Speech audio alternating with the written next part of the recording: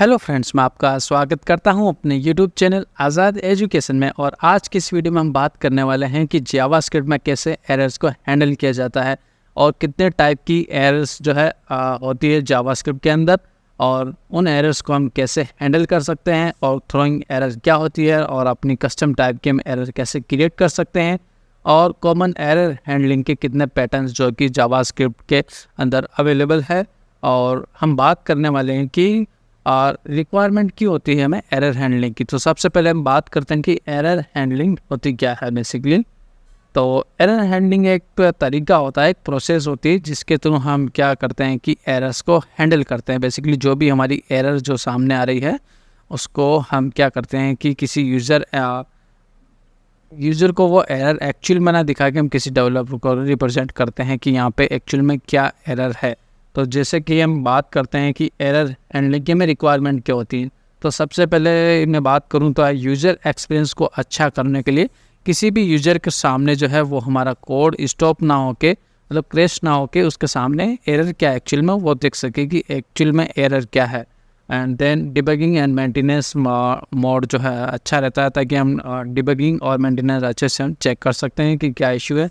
और security purpose से भी हम क्या चेक कर सकते हैं कि सामने किसी भी यूज़र के सामने एक्चुअल एरर क्या है वो ना जाए, और हम अपनी एक कस्टम एरर जो है उसको शो कर सकते हैं कि इस कोड में कोई एरर है। और फोर्थ हम देखें तो कोड क्वालिटी अच्छी होती है, और एरर हैंडलिंग से हमारी कोड की क्वालिटी, मेंटेबिलिटी एंड रीडेबिलिटी वो बहुत अच्छी हो जाती है। तो हमें एक्चुअल में हम कोई भी बड़ा प्रोग्राम लिख रहे हैं तो हमें एरर्स को हैंडल करना चाहिए। एरर हैंडलिंग के हमें मेथड्स को यूज करना चाहिए। एंड रिसोर्सेज मैनेजमेंट अच्छा होता है। कोड हमारा जो है इजी टू, मतलब वॉच आउट होता है किसी को भी समझाने में, कि वो इजीली वो समझ सकता है कि इसने ये एरर हैंडलिंग क्यों की है और ये कोड क्यों लिखा है, इसमें क्या एरर्स जो आ सकती है और इसने कैसे हैंडल किया है। तो चलिए शुरू करते हैं कि बेसिकली एक एरर को कैसे हैंडल किया जाता है। सबसे पहले मैं बात करूंगा कि जावास्क्रिप्ट के अंदर कितने टाइप की एरर्स अवेलेबल होती है। तो सबसे पहले हम बात करते हैं कि सिंटैक्स एरर। तो जैसे कि एक मैं वेरिएबल डिफाइन करता हूँ यहाँ पे लेट नेम, और मैं क्या करता हूँ इसको ऐसे कर देता हूँ। ये क्या हुई, एक सिंटैक्स एरर हुई। यहाँ पे देखिए जो हमारे जो भी हमने इंस्टॉल किया हुआ एक्सटेंशन जावास्क्रिप्ट के, तो उसने डिफ़ॉल्ट वैसे भी इस कोड में होता है, तो उसने यहाँ पे बता दिया है कि कोई एरर है। जिसमें इस कोड को रन करता हूँ तो यहाँ पे देख सकते हैं कि सिंटैक्स एरर हमको देखने को मिली। तो सबसे पहली होती है सिंटैक्स एरर, और दूसरी होती है कि रन टाइम एरर। तो रन टाइम एरर कैसे होती है चेक करते हैं। देखिए जैसे कि मैंने एक कंसोल लॉग लिखा है और मैंने यहाँ पे एक वेरिएबल का नेम लिखा है नेम, ठीक है। ये वेरिएबल हालांकि हमने डिफाइन नहीं की यहाँ पे। तो यहाँ पे मैं कोड को रन करता हूँ तो यहाँ पे देखिए एक रेफरेंस एरर देखने को मिली है, मतलब रन टाइम एरर, जो कि एक रेफरेंस शो कर रही है किसी वेरिएबल का, कि वेरिएबल नॉट डिफाइंड है यहाँ पे। अब हम नेक्स्ट बात करते हैं कि लॉजिकल एरर क्या होती है। जब भी हम कोड जो है उसमें लॉजिकल एरर में क्या होता है कि कोड हमारा क्रैश नहीं होता है बेसिकली। जबकि हम जैसे किसी से हम कंपैरिजन करते हैं ना, जैसे कि मान लो मैं कंपेयर करता हूँ कि 1 इज इक्वल्स टू एंड 1, तो ये क्या होगा कि कोई एरर नहीं आएगी।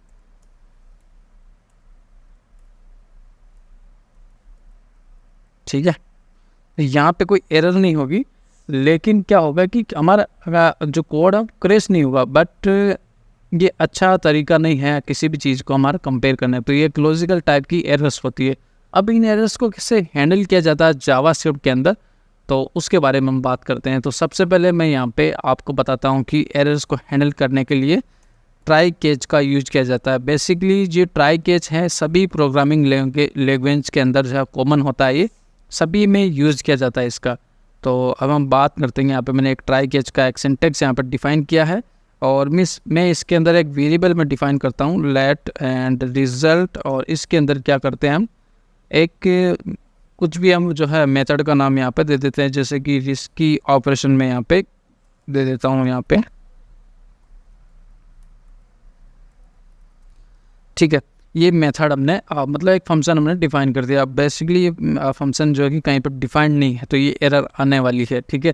तो कंसोल लॉग करते हैं यहाँ पे, और हम इस रिज़ल्ट को यहाँ पे प्रिंट करवा देते हैं। अब हम क्या करते हैं कि एरर को कैच करते हैं। यहाँ पे जो भी एरर आएगी इस ट्राई के अंदर उसको हम कैच करेंगे यहाँ पे। तो क्या करेंगे यहाँ पे कंसोल लॉग एंड तो यहाँ पे मैं बता देता हूँ कि एन एरर मतलब कोई एरर है और एरर डॉट यहाँ पे लिखे हैं तो कितने टाइप से हम यहाँ पे ले सकते हैं। तो एरर जो है वो मैसेज फॉर्मेट में हम यहाँ पे लेते हैं। देन हमारा थर्ड जो एक फंक्शन होता है फाइनली, जो कि इस सिंटैक्स में डिफ़ॉल्ट नहीं होता है, वो ऐसे फाइनली का मतलब ये होता है कि हमारा जो है ट्राई के अंदर कोई भी एरर आई है उसको हमने कैच कर लिया, फिर भी हम चाहते हैं कि ये कोड तो हमारा रन होना ही चाहिए। ठीक है, इनमें कुछ भी एरर आती फिर भी हमारा ये कोड तो एक्चुअली में रन होना ही चाहिए, मतलब हमारा जो एग्जीक्यूशन है वो कंप्लीट हो चुका है, इसका मतलब ये है। ठीक है, तो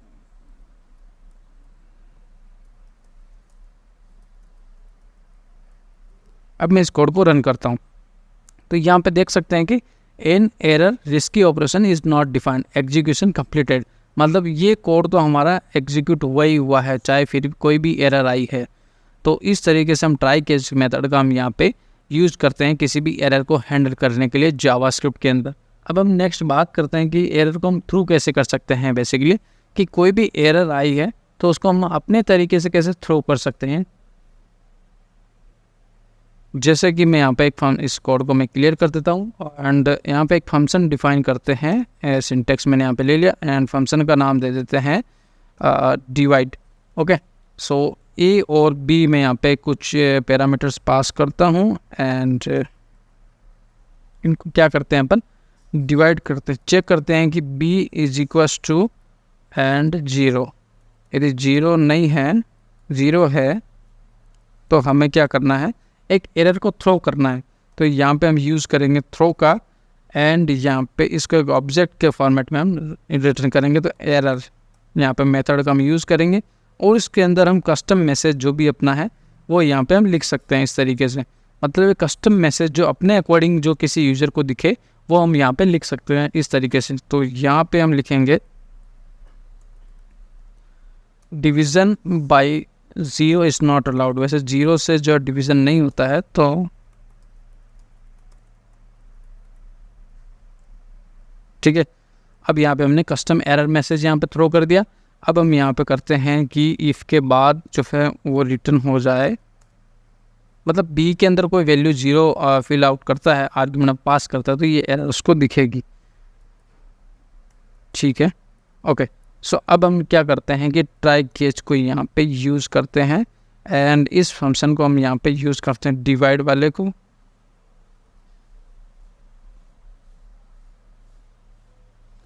ओके, सो कंसोल लॉग के अंदर मैं यहाँ पे ले लेता हूँ इसको डिवाइड एंड मैं पास करता हूँ यहाँ पे 4 एंड द 0 सेकंड आर्ग्यूमेंट में और चेक करते हैं ये एरर हमें क्या देखने को मिलती है और यहाँ पे कंसोल लॉग करा लेते हैं इस एरर को।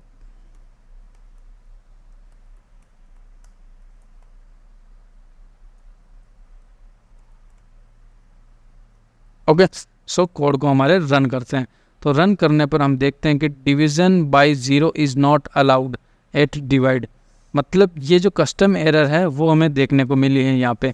मतलब हम अपने तरीके से भी हम यहाँ पे एरर को थ्रो कर सकते हैं और ऐसा हम नहीं करते हैं तो क्या होता है देखते हैं। जो भी प्रोग्रामिंग एरर होगी इन्फिनिटी, मतलब एरर यूज़र को एक्चुअल में यूज़र के सामने एक्चुअल एरर क्या है वो उसको देखने को नहीं मिलेगी। तो इस तरीके से हमने क्या कर सकते हैं कि एरर को हम मॉडिफाई कर सकते हैं। अब हम बात करते हैं कि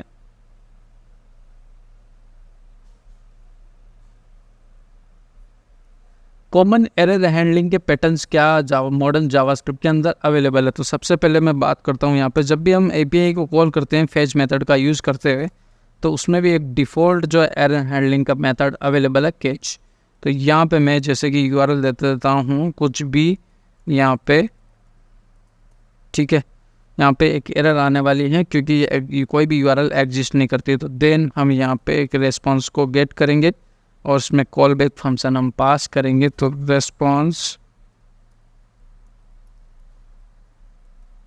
रेस्पॉन्स डॉट जेसन मैं डिफाइन कर देता हूँ यहाँ पे।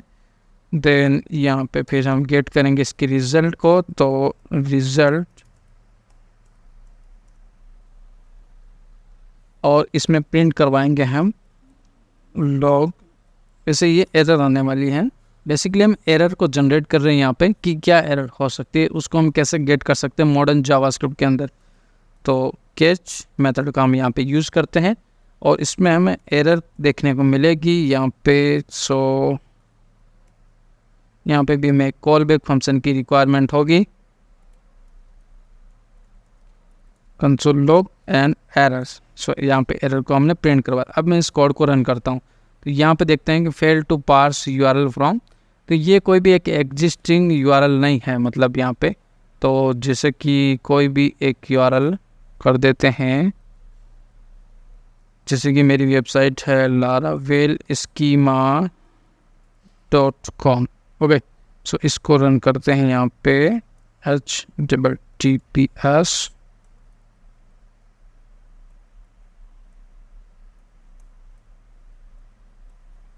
और चेक करते हैं अब क्या एरर देखने को मिलती है।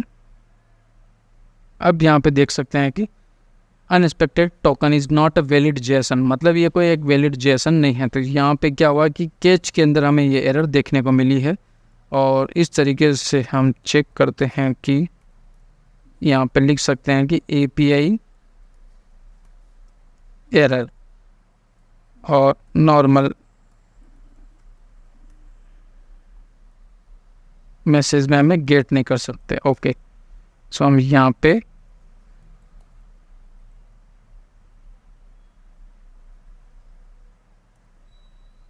ठीक है। तो इस तरीके से क्या वहाँ से बेसिकली HTML वहाँ से रिटर्न हो रहा है, एक पेज को ओपन हुआ है, वहाँ से JSON रिटर्न नहीं हो रहा। इस तरीके से हम एरर को हैंडल कर सकते हैं मॉडर्न जावास्क्रिप्ट के अंदर। अब हम नेक्स्ट बात करते हैं कि असिंक के अवेट के साथ हम कैसे एरर को हैंडल कर सकते हैं। ठीक है, ये तो फेच का हमने यूज़ किया। अब हम असिंक अवेट के साथ हम कैसे यूज़ कर सकते हैं। यहाँ पे मैं एक फंक्शन डिफाइन करता हूँ और उसका नेम हम रखते हैं कि फेच डेटा।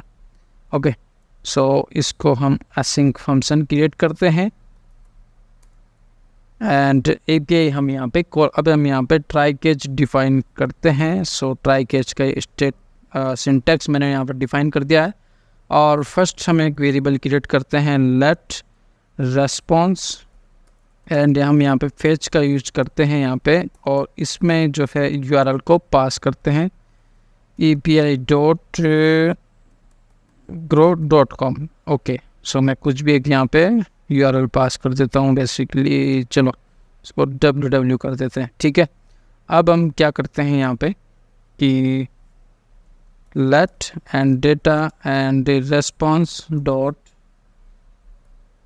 JSON।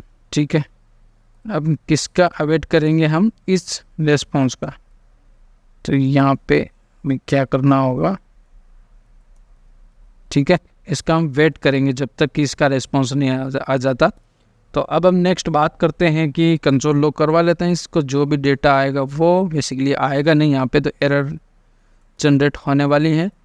अब हम एरर को कैच करते हैं कि कैच के अंदर की क्या एरर है वहाँ पे। तो एरर यहाँ पे मैं डिफाइन कर देता हूँ API एरर, और यहाँ पे एरर को हम प्रिंट करवा देते हैं। ठीक है, अब हमारे इस कोड को रन करते हैं और सबसे पहले फंक्शन को कॉल कर लेते हैं।